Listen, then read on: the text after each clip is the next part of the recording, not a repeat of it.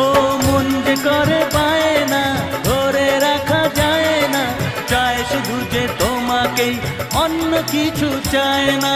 জানাই তোমাকে তা দুটি চোখের ভাষা, এই তো ভালোবাসা।